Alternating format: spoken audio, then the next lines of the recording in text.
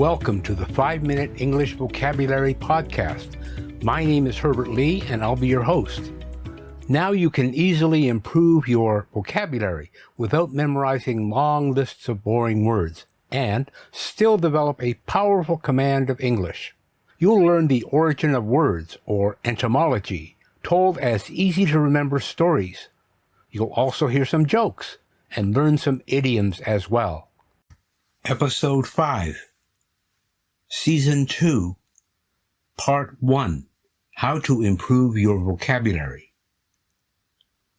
This is an article that the International Paper Company used in their advertising during the 1970s. It's very useful information on how to improve your vocabulary. International Paper Company asked Tony Randall, who is on the American Heritage Dictionary Usage Panel and loves words as much as acting, to tell how he has acquired his enormous vocabulary. Words can make us laugh, cry, go to war, fall in love. Rudyard Kipling called words the most powerful drug of mankind. If they are, I'm a hopeless addict, and I hope to get you hooked, too. Whether you're still in school or you head up a large corporation, the better command you have of words, the better chance you have of saying exactly what you mean, of understanding what others mean, and of getting what you want in the world. English is the richest language with the largest vocabulary on earth, over 1 million words. You can express shades of meaning that aren't even possible in other languages. For example, you can differentiate between sky and heaven. The French, Italians, and Spanish cannot. Yet the average adult has a vocabulary of only 30,000 to 60,000 words. Imagine what we're missing. So here are 5 pointers that help me learn and remember whole families of words at a time. They may not look easy and won't be at first, but if you stick with them, you'll find they work. Get a dictionary handy, as you'll be looking up some words in the dictionary. What's the first thing to do when you see a word you don't know? Try to guess the meaning of the word from the way it's used. You can often get at least part of a word's meaning just from how it's used in a sentence. That's why it's so important to read as much as you can, different kinds of things, magazines, books, newspapers you don't normally read. The more you expose yourself to new words, the more words you'll pick up, just by seeing how they're used. For instance, say you run across the word manacle, M-A-N-A-C-L-E. The manacles have been on John's wrist for 30 years. Only one person has a key, his wife. You have a good idea of what manacles are just from the context of the sentence.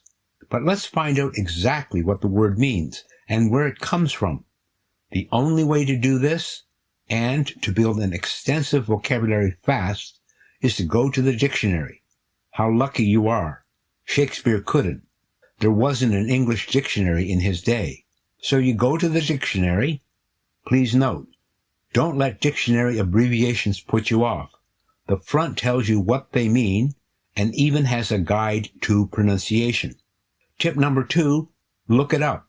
Here's the definition of manacle, M-A-N-A-C-L-E, in the American Heritage Dictionary of the English Language. Manacle, usually plural, meaning number 1, a device for confining the hands, usually consisting of 2 metal rings that are fastened about the wrists and joined by a metal chain, a handcuff. Meaning number 2, anything that confines or restrains. Manacles, manacling, manacles. 1, to restrain with manacles. 2, to confine or restrain if with manacles, also known as shackle or fetter.